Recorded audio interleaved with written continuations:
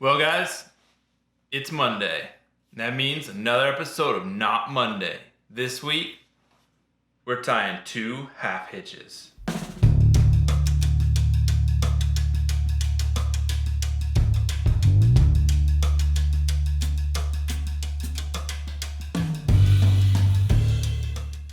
Two half hitches is literally what it sounds like. Two half hitches, super simple. This is a knot you're gonna use to attach a line to a post or a ring, something like that. Now, there is a variation of this called a round turn and two half hitches, which I'll leave the link for that video up in the corner so you guys can check that out.